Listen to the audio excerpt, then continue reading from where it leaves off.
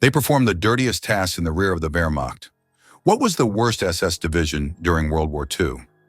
After the end of the war, the German military at the Nuremberg Tribunal tried to distance themselves from war crimes, claiming that they were committed exclusively by SS units, while the Wehrmacht allegedly remained above suspicion. However, among all the SS units, there was one whose reputation caused shock, even among the Germans themselves, not to mention its opponents. We are talking about the 36th Waffen-Grenadier Division of the SS Dirlewanger. This unit left a dark mark in the history of the Second World War. It was formed from prisoners, at first of German nationality, but as the shortage of human resources in the Third Reich increased, its ranks began to be replenished with an international contingent. The division was named after its commander, Oskar Dirlewanger. Despite the title of Doctor of Sciences, he was stripped of all awards and a scientific degree for the crimes committed. It was under his leadership that the 36th Division turned into one of the most violent and immoral units of its time. Oskar Dirlewanger, an ambiguous and controversial figure, began his career as a hero of the First World War, where he was awarded the Iron Crosses of the first and second degrees and was wounded in battle more than once. After the war, he successfully studied at the universities of Mannheim and Frankfurt am Main, and in his spare time participated in the Freikorps, an ultra-right patriotic militia known for its brutal suppression of communists and the forerunner of the Nazi assault squads. Dirlewanger became a member of the NSDAP already in 1922, but he was expelled for refusing to surrender his personal weapons. He was later reinstated in the party. In the 1920s and 1930s, he held various positions. He worked in a bank, managed a textile factory, and was an official in the Labor Department. However, each time his career ended in scandals due to suspicions of financial fraud and subsequent dismissals. His life changed dramatically in 1934 when he was convicted of child molestation.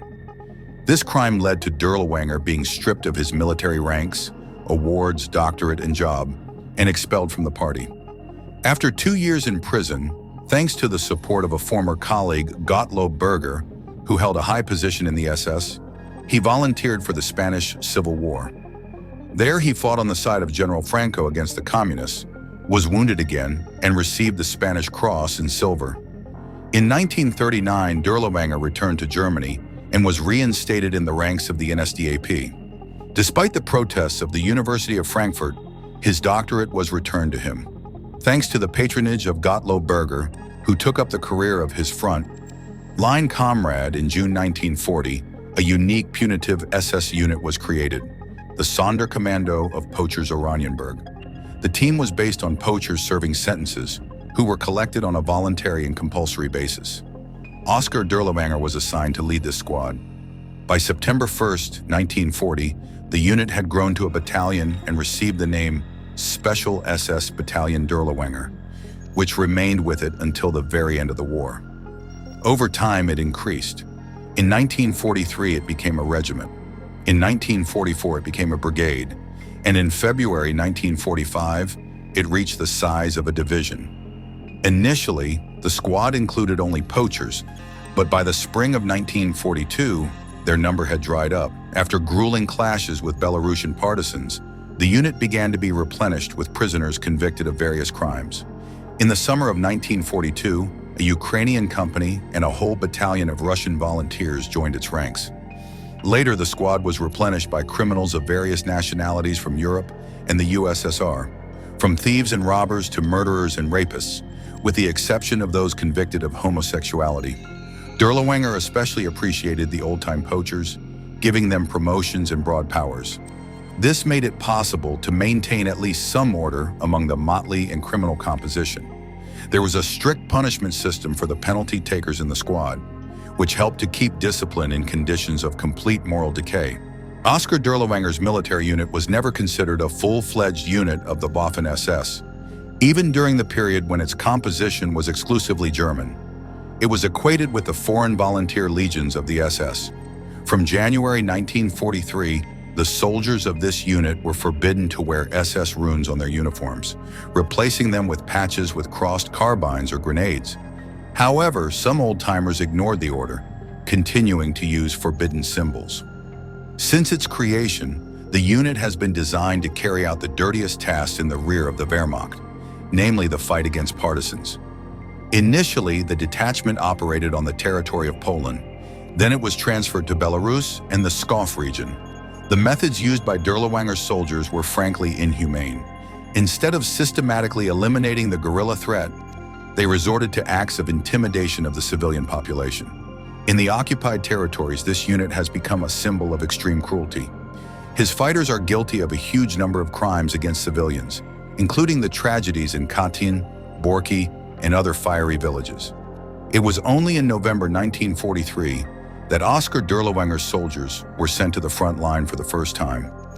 As part of Army Group Center, the regiment participated in an attempt to stop the Red Army's offensive in Belarus, but suffered catastrophic losses. By the end of December 1943, only 259 people remained in the ranks. However, by February 1944, the regiment was restored to full strength due to new replenishment. The Slavic units were disbanded because of their complete unreliability. During the first battles, many of them killed their commanders and deserted. Aware of the low combat capability and reputation of this unit, the German leadership assigned him tasks that would not be performed by units of the Wehrmacht. Until the summer of 1944, Dirlewanger's regiment continued to carry out punitive operations against the civilian population.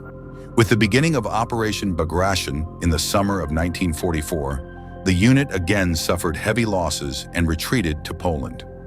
In Warsaw, during the suppression of the Warsaw Uprising, Dirlewanger fighters committed another war crime, killing thousands of civilians and participants in the uprising. By the beginning of October 1944, the unit's strength was increased to 4,000 people, after which it was transformed into a brigade. In its new status, the brigade participated in the suppression of the uprising in Slovakia, and in December 1944 was transferred to the front line in Hungary. However, due to serious losses and inability to act effectively, she was soon returned back to Slovakia. Each new assignment only confirmed her role as a tool for the most brutal and dirty operations related to mass repression and crimes. In early February 1945, Dirlewanger's brigade was sent to the front in Silesia and expanded to the level of a division. Reinforcements came from a variety of sources, including SS cadets. On February 15th, Oskar Dirlewanger personally led a counterattack, during which he received his 12th wound in his life. This wound was his last. He never returned to command the division. With the end of the war, the division's fate was sealed. In mid-April 1945, after a powerful offensive by the Red Army, the front in Silesia collapsed, and the Dirlewanger division ceased to exist. Most of the survivors chose to desert to avoid capture. The few remaining faithful to the oath under the command of Fritz Schmidis retreated beyond the Elbe and surrendered to American troops on May 3, 1945, putting an end to the existence of this infamous formation. After the end of the war, the fate of Oskar Dirlewanger turned out tragically. While being treated in a hospital in southwestern Germany, he was arrested by French troops on May 7, 1945. By a fateful coincidence, or intentionally, Polish soldiers were entrusted with guarding him. In early June, Dirlewanger died in custody after being severely beaten. After the war, rumors repeatedly appeared in the press that Dirlewanger had managed to escape justice. To dispel doubts, the German prosecutor's office exhumed his remains. The forensic medical examination confirmed their authenticity, finally putting an end to this story. Initially, it was assumed that serving in the Dirlewanger unit was supposed to give prisoners a chance to atone for their crimes. However, in practice, this has become only a tool for the continuation of their criminal activities, but on the scale of war crimes. Under the guise of fighting the guerrillas, the Punishers were engaged in the destruction of civilians, taking advantage of the feeling of complete impunity. This reality turned Dirlewanger's unit into one of the darkest symbols of the crimes of World War II.